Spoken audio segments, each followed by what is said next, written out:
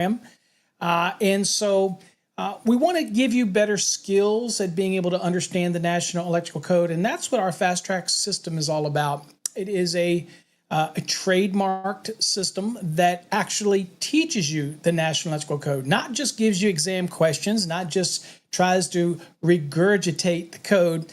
Our program is designed for you to read the code information. We paraphrase it in our lesson, and we give you illustrations. And then in the lesson, we actually have chevrons that you stop and go to the NEC, read the NEC, and then come back to the actual lesson. And it helps you understand the code. And of course, if you're in our 2020 or 2023 programs, we also have a neat feature called Fast Tracks Interact, which means that you can actually post images, questions, screenshots, all right in your Fast Tracks program. So there's nothing else like it out there on the market. If you're trying to learn the National Electrical Code and you're studying for an electrical exam, then you want to get our basic or our enhanced program if you're in the 2020 or 2023. If you're in the 2017 NEC, then you want to look at our Black or our Plus program. Now, if you already are licensed, you already have a license and you're just thinking, I just want to get better at the National Electrical Code. I want to be better for my maybe my employees. I want to be better as a leader of a group. Then we have a program for you. It's called Mastering the NEC. And basically, what that does, it puts an expert in your pocket. So we have a little bit of something for everybody. We even have grounding and bonding programs as well, because everybody needs to know grounding and bonding. Okay? All right, on today's lesson, we're going to look at some exam prep questions, and we're going to dissect them, give you a little bit of understanding of how you would prepare for an exam, because in our Fast Tracks program, we also give you over 700 exam-style questions that are very similar to what you would see on an electrical exam. Not to mention, our competency reviews give you additionally hundreds of other very tough questions that you have to dissect out. And really, Unit 8, 11, and 13 in our program is the make or break for many people, because it's calculations and it really gets you looking at single family, multifamily, commercial. And that's where you might have questions. And that's why the Fast Tracks Interact feature was something that we introduced a couple months ago, back in 2024, that makes it so powerful. Because not only are you just buying books, buying DVDs, but you actually get somebody, an instructor, that interacts with you, and all the students in your course can interact at the same time. Very powerful. That's why it's called the Fast Tracks system. All right, let's go on and get to some questions. All right, let's go here first. Okay, so here we got question.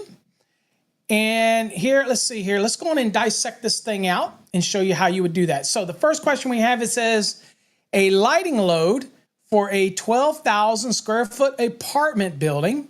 Okay, so we're thinking this is apartment building. So you have single family dwellings, two family dwellings, and you have multi-family dwellings. And all we're looking for is the lighting load, right? Okay, and this is for a multi-family building. All right, so it says not using the energy codes adopted by the local AHJ. Okay, so we're simply going to be looking at the square footage. We're not worrying about any energy codes in this question. And we simply are sizing what is the actual VA that we're going to use in our load calculation. Now, again, we always assume what? We always will assume the standard method. Always the standard method unless somebody states otherwise. Okay, so if the exam question says use the optional, then there is an optional way to do this. But when it doesn't tell you that, and it's just a lighting load question, we're going to use the standard method. Okay, and oh, by the way, we're in the 2023 edition of the National Electrical Code. Just want to keep that, make sure we're aware of that. All right, so here we go. So here are our choices. We have 12,000, we have 14,550, we have 16,250, and we have 36,000. Where are we going to go to get this answer? All right, well, so we're going to have to go to the National Electrical Code. And so I'm going to go there. And here we're in the National Electrical Code, and we're in 220.41. This is dwelling units, minimum unit load. Now you'll notice it says right here, one family dwelling, two family dwelling, and multifamily dwelling. And this is under Part 3 of Article 220. So we know this deals with the standard method. Again, Nothing was said in our question about utilizing the optional method, okay? Now, we're in here and it says the minimum unit load shall be not less than 3 VA per square foot, okay? So that's typically what we use, 3 VA per square foot, okay? Now, it says the unit load includes what?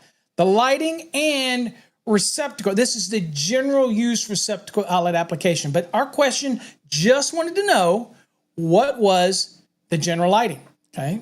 So we're going to go back to the question. So we know it's 3 VA per square foot, okay? Now, we're not talking about a commercial building. In that scenario, we'd be looking and saying, well, aren't you talking about the lighting loads for non-dwellings? No, we're not going to be working in 220.42. That's for non-dwelling applications. We're dealing with the dwelling application, right? So that's important for us to distinguish the two. All right, so let's go on and get back to our question. And let's do a little math here. So we know it's 3 VA per square foot, right? So we're going to go, and it was 12,000. So we're going to go 12,000 times 3. That's 36,000. That is, again, it didn't ask us after adjustment and corrections. It didn't ask any of that stuff. It basically wanted to know what was the lighting load in VA. And we went and found that it was 3 VA per square foot. Okay, and that's only the question it's asking. It didn't ask you to go out and size the service. It didn't say go any further than that. Be careful.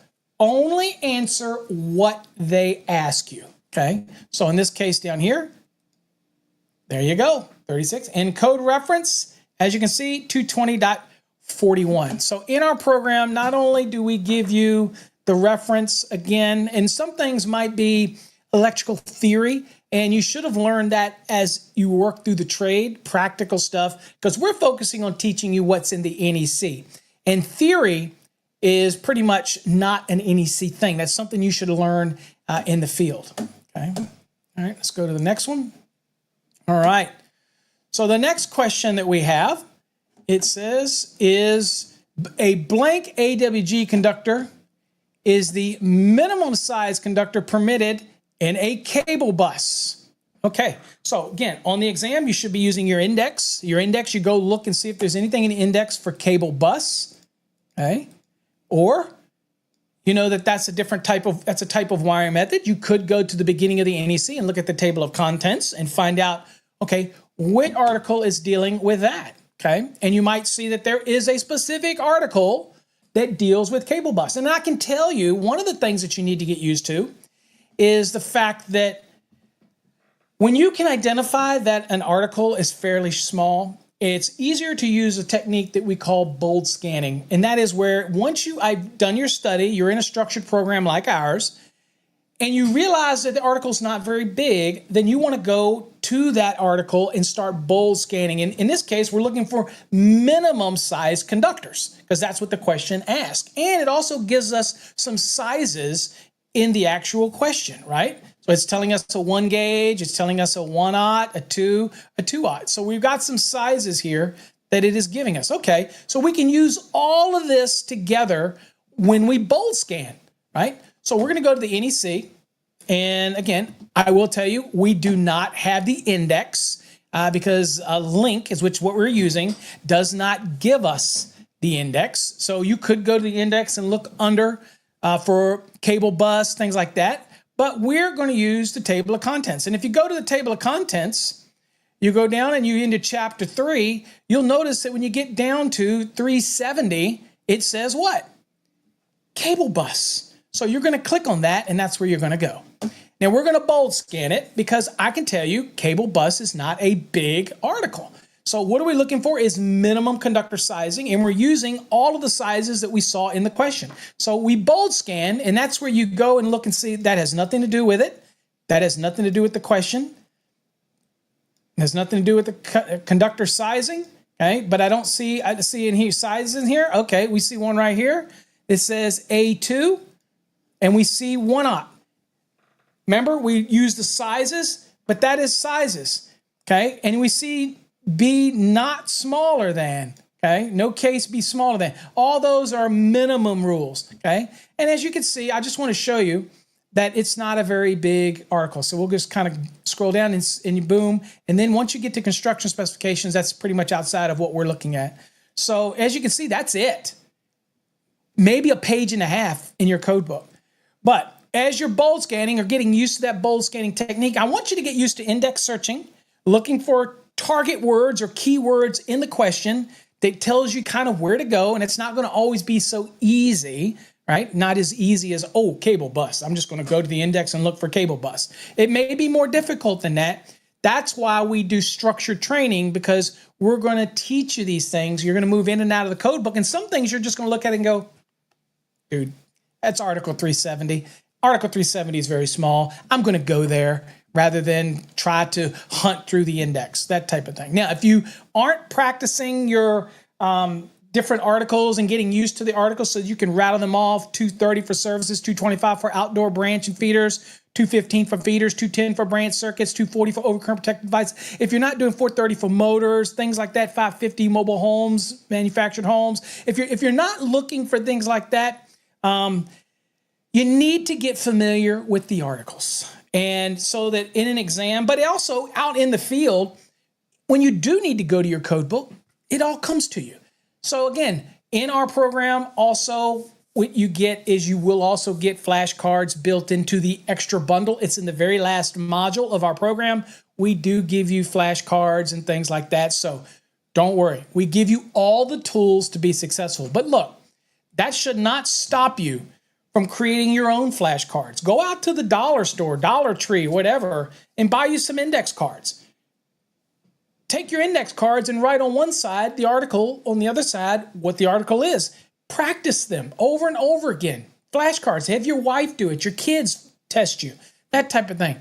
It just makes you better, not just for an exam, but better and more proficient in the code. Look, guys and gals, we're code professionals. We're electrical professionals. This is our profession. I'm not going to a dentist to get brain surgery, okay?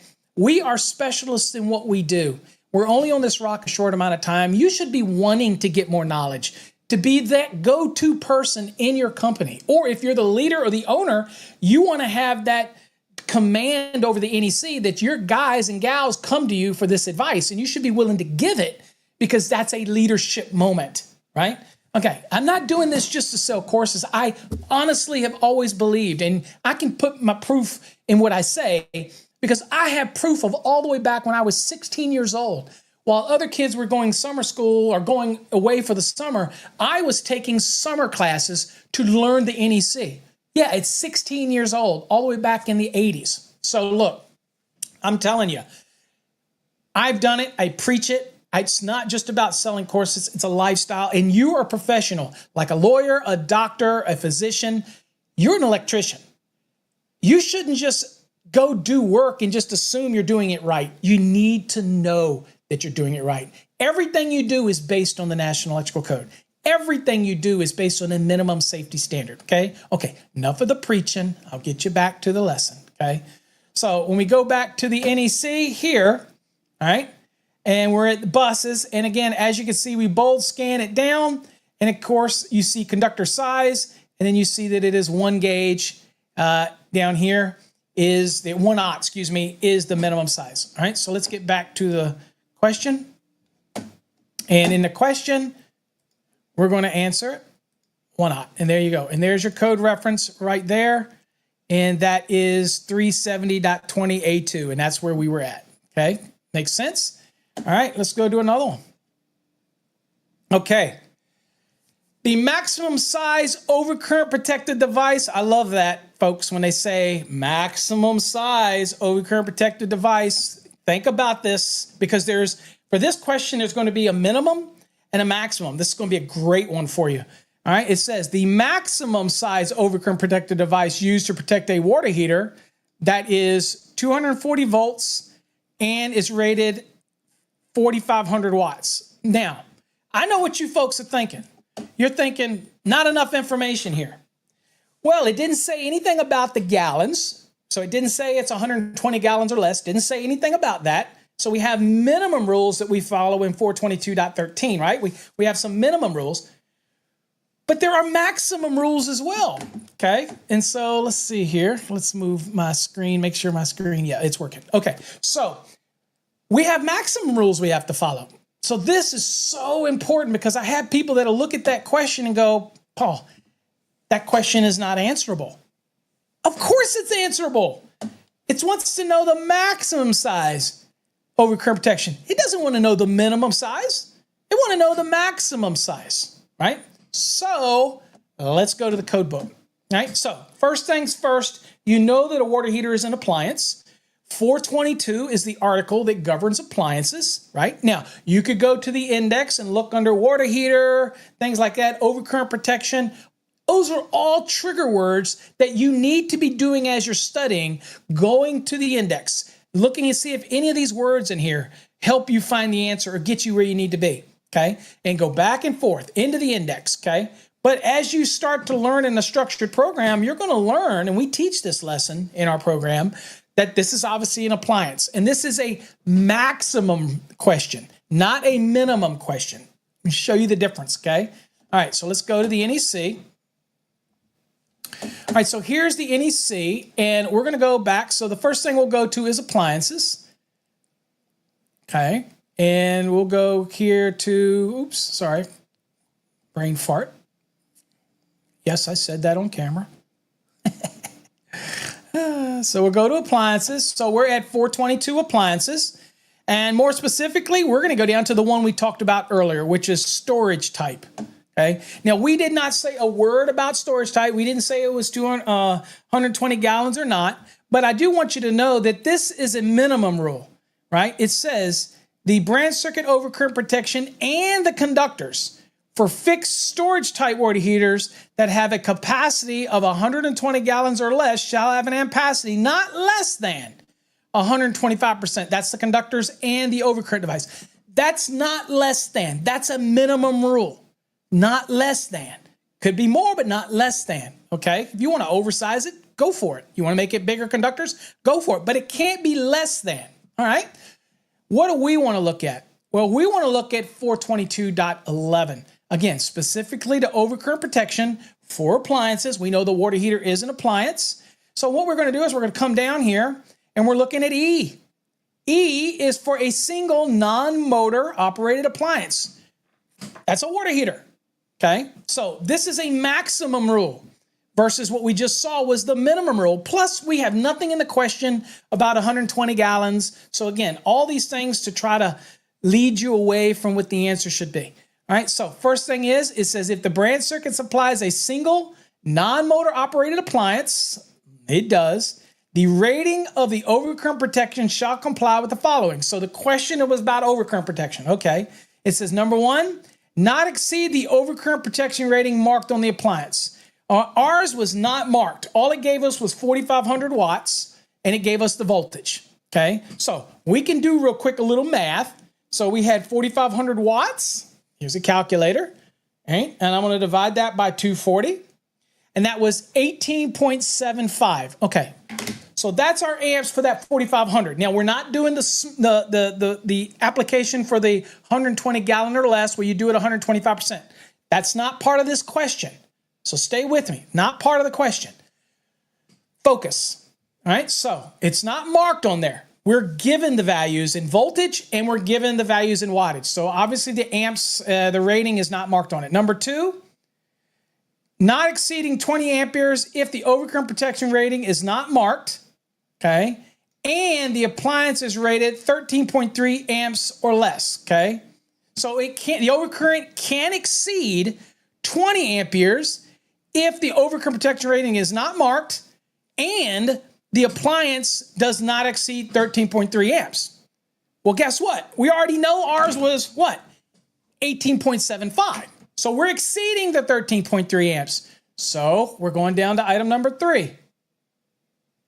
Item number 3 says now, not exceed, there's your maximum, not exceed 150% of the appliance rated current if the overcurrent protection rating is not marked, and it was not marked, we calculated it out, and the appliance is rated over 13.3 amperes. says where 150% of the appliance rating does not correspond to the standard overcurrent device rating, the next standard size can be used. Okay, it's permitted to go up to the next standard size. Oh, all right, so got to go back to the question now. So we know what we're dealing with. So let's go back to the question. All right, so we're saying, okay, in this question, I know I've got 18.75 amps. So I go 18.75 amps, and I can go up to what? 150% times 1.50. That equals 28.125, okay? You're saying, well, what can I go to, right? Saying, okay, well, let me ask you a question. Do you think that a 28.125 rated overcurrent protection device exists? Remember what it said in the rule? You can go up to 150%, but if it doesn't correspond, you can go to the next standard size. Well, let's just go and see what the next standard size would be. And so here we're back in the NEC, and we're going to go to where? That's right, 240.6, because that 240 is for overcurrent protection. The .6 is that nice little list of the different ratings of the standard size overcurrent protected devices. So we're going to go to 240.6. These are things you learn in our program, folks, and you just need to. That's why I believe in a structured plan. That's why I believe you can't just grab a code book and start flipping. You might get lucky enough to pass because you've been doing it a long time. But if you want to really focus and get it quickly, structured training that feeds you the information that you need to know is the only way to go. Get out there, make that money, get that license. If you happen to fail, it's okay. You could take it again. Sometimes people just don't test well. It's all good. All right, so here's the standard sizes, right? And we needed one for 28.125. Well, I think you can see that we don't have anything. It's 25, and then the next size would be a 30. So because it does not correspond, guess what? It said it right in the rule. I can go up to the next standard size. So that would be a 30 amp overcurrent protected device, right? So we go back to the question. Here's the question, and the answer would be 30. Reference, there it is. 422.11 E3, that's exactly where we were at, and that answers the question. So remember, folks, it's so important to understand the question and really stop and read it. This was a maximum size. It could have been a minimum size question, and they would have had to give you what? They would have given you the gallons of the water heater and all that type of stuff, right? So important. Understand that that question said maximum, okay? You want to do another one? Okay, we'll do one more, and we'll go to the next one. Okay. Next question. Each device on a strap or yoke, so if you have a receptacle or a switch, you have the metal strap that mounts it to the box, and you have, whether it's a duplex receptacle, simplex receptacle, switch, they're all mounted on a yoke or a strap, okay? It says each device on a yoke or strap installed in a device box shall be counted as blank conductors. So this question should stick out to you right away as a box fill question, because it's saying, okay, so if it's a receptacle, duplex, simplex, switch, it's going in a device box. Obviously, looking at this, it's taking up a volume. And the code says that it counts as a 1 volume or 2 volume or double volume. You have to look at it and say, okay, well, this is clearly a box fill. Now, where does box fill come into play? Well, if you've been in our program, you know where box fill is. All right, so one of those things that I like to do is say, okay, if I go to the index, I'm looking up things like box fill. I'm looking at things like device box. I'm looking all those triggers in this question to possibly lead me, where I think I need to be, okay? But some of these questions you're just going to know. You're going to look at it because you've been through a structured program like ours. You're going to say, well, this is clearly a box fill question, right? And so where do we go? All right. Well, we know that we go to box fill. We're going to Article 314 and specifically to Section 16 because we're looking at box fill. So that's where we're going to go. So let's go to the NEC and we're going to go to 314, which is titled Outlet, Device, Pull, and Junction Boxes. So we're going to go to 314. And then we're going to go down to 16. And 16 is titled number of conductors in outlet, device, and junction boxes. So outlet boxes, device boxes, and junction boxes, and of course conduit bodies that are marked as such with their actual cubic inch. All right, so what we want to go to is we're going to go down and we're going to be scrolling down, and we got box fill calculations. That's what we're doing. And we're talking about a device, okay? And so we're going to scroll down in here. See what it says? Device or equipment, okay? I don't know why that's popping up. All right, so it says each yoke or strap containing one or more devices. So a simplex on a strap, that's fine. A duplex, it's still on a strap, it's fine. Triplex on one strap, it's fine. Switch, one strap, it's fine. It's saying a double volume count in accordance with table 314.16b1 shall be made for each yoke or strap based on the largest conductor connected to the device. Okay? Makes sense? Now, many people here will start going down here and start doing volume counts. Okay? But you have to remember the question. Okay? Just remember, let's go back to the question. Again, these are important things I want to point out. Notice what was not given in the question. It didn't say anything about the conductor size. It didn't say whether it's a 14 gauge, 12 gauge, 10 gauge. So the mind starts thinking, crap, I got to go to this volume table. Then they look at it and go, wait a minute, you can't answer this question. Yeah, you can. Because the table was telling you what each conductor represents in volume as one conductor. Well, what did the code rule say? It said a double volume count, which equals 2 conductors, right? How do you get that? Again, for those that say, Paul, I just don't get it. See down here, it says the free space for each conductor. So, for example, if it was 12 gauge, it would be 2.25, okay, cubic inches, okay? But that's for one conductor. Remember, and so that represents one conductor. Notice up here it says per conductor, one conductor. Up here, it made it very clear that it's a double volume. So it equates to 2.25 if it was 12 gauge times 2 because it was 2 conductors, right? Because this 2.25 is per conductor. Be careful. It's all about the verbiage. It's all about how you read it. And you have to know that a double volume simply means 2 conductors. 2 conductors, if it was 12 gauge, it would be 2.25 each. If it was 14, it'd be 2.00 each. But it still represents what? 2 conductors. Be very careful in the question. No, it's not a trick question. It's just trying to let you read it and not get lost and say, wait a minute, they didn't give me the conductor we're talking about. That makes a difference. It does not make any difference in this question because a double volume count equates to 2 conductors. And that's the answer. And there's your reference, 314.16b4. Okay? All right, let's take it back to me. So look, folks, I'm here to help you. Our programs are designed to help answer questions while you're in the program. We also have paulabernathy.com that you can send us questions. There's so many illustrations. We have chevrons that teach you to go in and out of the lesson. We have the extra database of questions that also has flashcards. It also has additional quizzes and videos in there as well. We're talking hundreds and hundreds of exam-style questions that are very similar to what you'd see on an exam. The competency reviews will test your knowledge. We teach you calculations. We teach you single family. We teach you multifamily. We teach you the standard method, the optional method.